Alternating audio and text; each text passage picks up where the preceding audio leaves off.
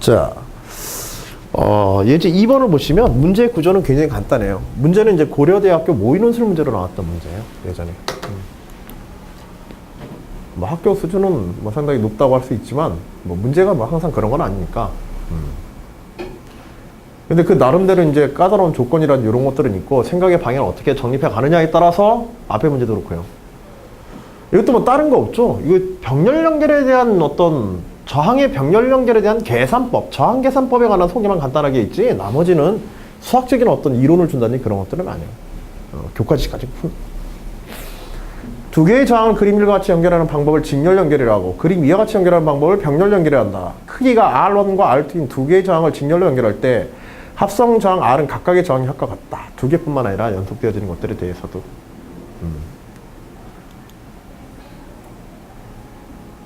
자, 그 다음에 병렬 연결에 대해서는 그것들의 역수의 합의 역수. R분의 1로 돼 있으니까 역수의 합을 해서 그것의 역수를 취해야 합성저항이 나오지. 그런 정도는 추론해줘야지. 자, 직병렬 연결 상태에 대한 그림 주어지고.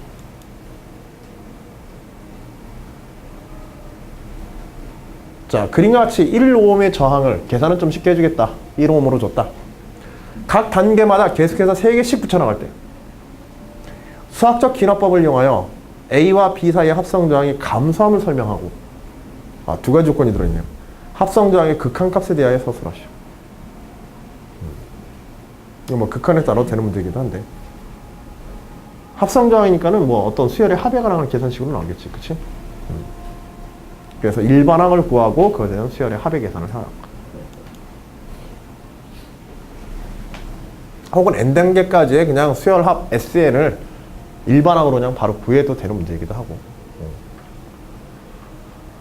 자, 우리는 일반항을 구하고 싶기는 하지만 수열의 처음에서 얘기했지만 이런 문제들을 볼 때는 일반항이 아니라 여기서도 수학적 기납법으로 하라고 그랬어. 수학적 기납법으로 얻어내는 것들은 주로 어떤 것들이에요? 일반항보다는 점화식에 가까운 것들이에요.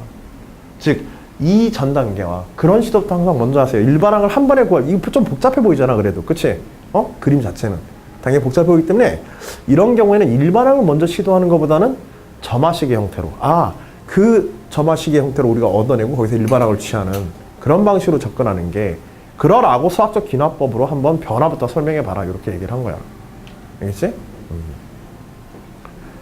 이 수학적 기납법으로 증명하는 건 어떻게 하면 돼? 일단 초항 구해놓고 R1 구해놓고 얘는 세계의 유탄이 아니라 그 다음 단계가 바로 그 전항과 관계 있지? 그치? 그래가지고 추론해서 쓰면 되는 거야. 저항이 늘어나겠어? 줄어들겠어? 새로운 저항들을 연결해 갈 때마다. 여기서 중요한 게 어떤 걸, 자, 이게 다음 단계라고 하자. 이 전 단계가 이 다음 단계 어떻게 관여하고 있는지, 어디까지가 전 단계인지, 이 다음 단계 부분에 전 단계가 속해 있죠. 어디까지가 전 단계가 속해 있어, 이거? 나와서 한번 찍어봐. 어디까지가 전 단계? 그림 한번 그려봐. 동그라미로. 즉 3단계 안에 2단계의 부분이 포함되어 있잖아. 어떤 부분을 2단계로 봐야 될지. 이게 어려운 게 그 부분이야, 사실.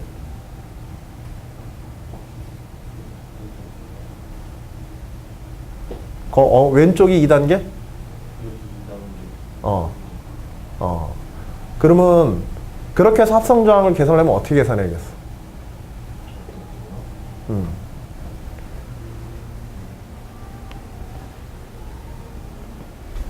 앞에 거랑 뒤에 거 분열 연결해가지고 얘랑 3단계는 2단계랑 뒤에 거랑 이거 시키면 몇 조금 힘들걸? 좀 힘들 것 같지 않아요? 이게 눈으로만 보는 거하고 그거 때문에 좀 차이가 있어. 좀 힘들 것 같은 부분이 좀 눈에 안 보여? 이거 단순히 2단계, 3단계를 직렬이나 병렬 하나로 처리하기는 좀 곤란해.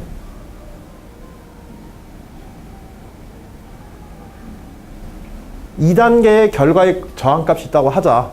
R2라고 합시다. 그러면 R2하고 R3는 저거에 의해서 어떤 관계, 어떤 상관관계를 가지겠어?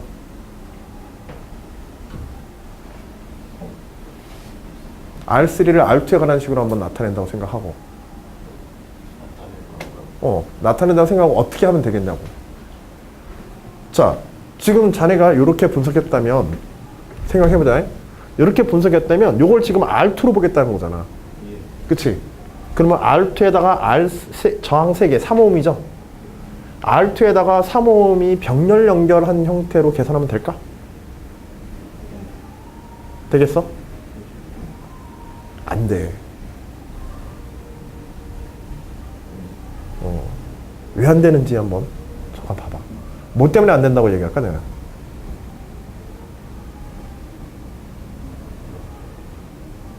앞에 얘네들 때문에. 걔네들 때문이기도 하고 거꾸로 얘기하면 중간에 끼어있는 요놈. R2는 순수하게 마지막 부분에서 마중권에 갈라지는 부분이 있어 없어 이거는. 얘는 이렇게 해서 이걸 갖다가 이렇게 통째로 엮어서 아무것도 관여하지 않은 이 상태가 뭐야? 그치.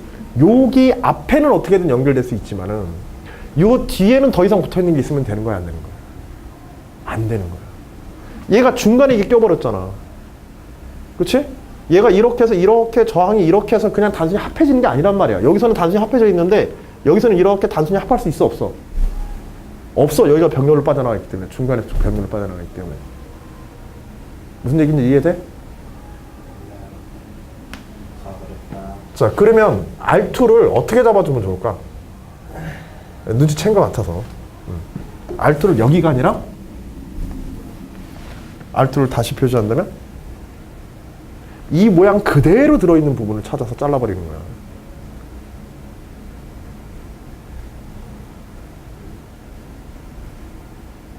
갑자기 과학 시간 된 것 같다. 물론 이렇게 잘라줘. 어딘데? 왼쪽. 몇 번째 칸에서? 첫 번째 칸, 두 번째 칸 어디? 첫 번째 칸도 오른쪽으로 잘라. 첫 번째 칸의 오른쪽. 이렇게 잘라서. 여기가 R2. 어때? 그러면 이걸 하나로 묶어서 합성저항 R2로 이렇게 써버리면 R2와 1ohm이 뭘로 되어 있는 거야? 병렬 연결되고 1ohm, 1ohm이 두 개가 양쪽 끝에 직렬로. 보는 관점에 따라서 문제를 푸는, 물론 아까 전에 자네가 했던 방식으로 할 수도 있어. 근데 그렇게 되면은 앞 단계하고 뒷 단계 연계성이 떨어지지. 그치? 저마식으로 풀 수 없는 형태가 되버려. 정말 복잡하게 풀게 되는. 됐어.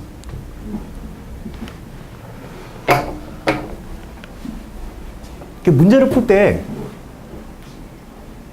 때 최초에 이제 눈에 탁 띄어가지고 우리가 접근할 때 그 부분으로 너무 단적으로만 생각해서는 곤란해. 문제를 좀 다양한 방향으로 이게 문제 구조는 상대적으로 쉬운 것 같은데, 그치? 문제 구조는 상대적으로 쉬운 것 같은데 실제로 학생들이 이거 풀 때 굉장히 어려워요. 이게 물리 때문에 어려워하는 게 아니야. 이걸 사고하는 방식에 관한 거거든. 점화식이라고 하는 힌트를 가지고서 앞 단계하고 그 다음 단계 어떻게 되어 있는지. 그러면 앞 단계가 고스란히 변형된 형태 없이 그대로 포함되어 있어야 돼. 알겠지? 이건 저항의 문제가 아니야. 앞 단계 것이 그대로 그 다음 단계에다가 들어가서 그 다음 단계를 계산할 때 앞에서 설명한 저항의 연결법 가지고 설명할 수 있도록 그 다음 단계의 값을. 그러면 얘는 결국 어떻게 R3는 어떻게 계산된다는 얘기야?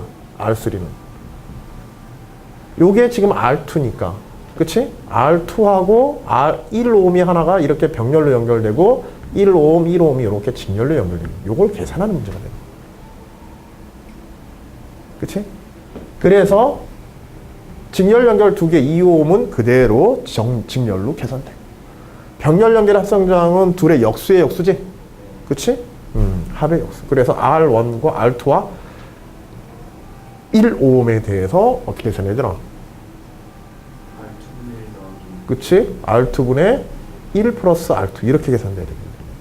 역수의 합의 역수니까. 통분해가지고 뒤집어 버리면. 그치? 그래서 이런 식으로 이제 계산되는 반드시 되는 거야. 자, 그러면 일반적인 점화식이 어떻게 될지는 어떻게 돼 있어? 일반적인 점화식은 Rn equal 마찬가지로 끝에 여기서 마지막에도 2ohm이 붙겠지? 계속해서. 규칙성을 생각해보면. 계속 앞에 요것만 더 붙어가는 거야. 요거 3개. 그래서 2옴에다가 플러스 Rn-1, 1 플러스 Rn-1 이런 식으로 돼요. 뒤집힌 것 같아요. 뒤집은 것 같다고? R 2 프로의 1 플러스 1분의 1 이런 식으로 돼 있는 거죠. 아 그러네. 뒤집혀 있네. 또 틀렸다 씨. 다시 역수 계산한 틀려. R2 플러스 1분의 R2 그 다음에 Rn-1 플러스 1분의 Rn-1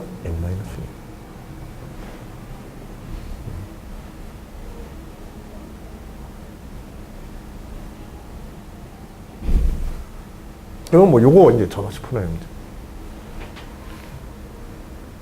그리고 그것을 이제 합성장을 계산하는 거.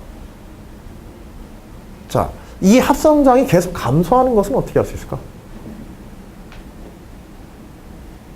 합성장이 계속 감소하는 거.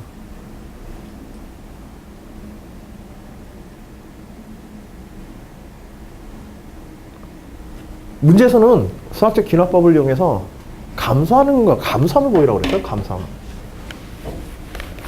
감소함. 감소함. 거기에는 귀납적 가정이라는 게 들어가야 되지. 문제에서는 귀납적 가정을 줬어. 합성장이 감소할 것이다. 이걸 증명하라고 그랬으니까. 그치? 그러면 Rn과 Rn-1 사이에서 일단은 n = k일 때 k-1에 대해서 이게 n = k일 때에 대한 가정이야. 줄어든다 그랬으니까 합성장이 줄어든 어떻게 돼야 돼? 그치? 얘가 더 커야 되지? 이게 기납적 가정이야. 기납적 가정이 k 하나의 값으로 되는 게 아니지 이거는. 왜냐면 그거 자체의 저항값 성질 자체가 그 전 단계하고 연결되어 있기 때문에. 알겠지? RK가 RK-1보다 작다라고 가정했을 때 보여줘야 될 거는 뭘 보여준다? 그치? n = k 플러스 1일 때도 부등식이 성립함을 보여주는 게 목적이다. 이걸 확실히 알아야 돼. 수학적 기납법은 증명법 자체는 내가 뭘 해야 되는지 이걸 확실하게 그 구조에 따른 전에 수학적 기납할 때 규律법도 그렇고 수학적 기납법도 그렇고 구조 자체를 이해하는 게 중요하다 그랬지? 그치? 그 구조를 어떻게 가져가는지를 이해해야 정확한 단계를 서술하고 거기에 필요한 계산이라든지 증명을 오히려 그 약간 부차적인 형태로 계산력을 보여주는 아래 K 플러스 이게 성립하면 이것도 성립함을 보인다.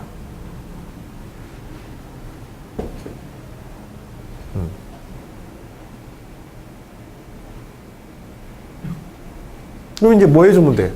아, 요거 점화식을 얻어냈으니까. 점화식을 얻어냈다. RK 플러스 1을 계산해, M 플러스 1을 계산해, K, 여기서는 뭐 K지만, K 플러스 1에 대해서 K라고 쓰고, 그치? 그 K에 관한 식을 뭘로? K에 관한 식을? K-1에 관한 식으로 한 번 더 쓰면 되겠지. 그치? 그리고서 뭐 해주면 돼? RK하고 RK 플러스라고 누가 더 큰지 비교해주면 되는 거야. RK-1을 기준으로 해서. 비교하는 방법은 커지는지 작아지는지 비교하는 방법은 뭐가 있을까요? 자, 여기에서 RK와 나누어도 되고 그래. 그거 얘기하려고 그런 거야. 이것도 한 가지만 생각하지 마. 상황에 따라서는 저게 만일 곱셈의 형식을 취하고 있다. 단순한 곱셈의 형태를 취하면 이건 나눗셈 하는 게 좋아. 그치? 곱의 형태의 점화식이라면. 근데 만약 합의 형태의 점화식이라면 이때는 곱하는 것보다는 빼는 게 좋겠지. 그치? 자, 크다 작다의 비교의 방법이 두 가지가 있다. 가장 기본적으로는 빼는 거야. 빼서 작아진다고 한다면 의미되는 걸 보여주면 되는 거고. 그치? 식을 변형해서. 이대로 판단하는 것보다는 RK-1분의 RK가 0보다 작다는, 1보다 작다는 걸 보이거나 어차피 둘 다 양수니까 그 다음에 RK 마이너스 RK-1이 0보다 작다는 걸 보이거나 선택적으로 할 수 있는 거예요. 문제에 따라서. 어떤 걸 통해서 보이셔도 돼요. 알겠죠? 뭐 복잡성 정도는 추가될 수 있어도 그런 방법적인 것에 대한 제한은 문제에서 원칙은 없는 거예요. 알겠지? 자, 그러한 방법 정도와 문제상에서의 주의사항, 또 기왕 오랜만에 이제 수학적 기납법 나왔으니까 수학적 기납법의 구조로서 기납적 가정을 문제를 보고 노술 문제에서는 기납적 가정을 만들어야 된다 그랬지. 정확하게 수학적 관계의 식으로. 그치?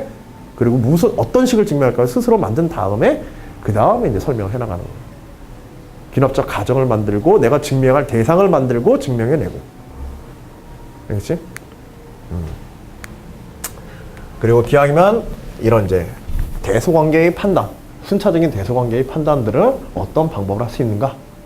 그런 두 가지 방식에 대한 것도 여러 가지 있겠지만은 그 중에 대표적인 두 가지 방식. 어떤 거는 이렇게 풀어서 빨리 잘 풀릴 수도 있고 어떤 건 이렇게 풀어서 잘 풀릴 수도 있어. 근데 방법적인 가치의 유무는 차이는 없다. 알겠죠? 응? 자, 이 문제에 대해서는 이런 정도까지만 이야기해 둡시다.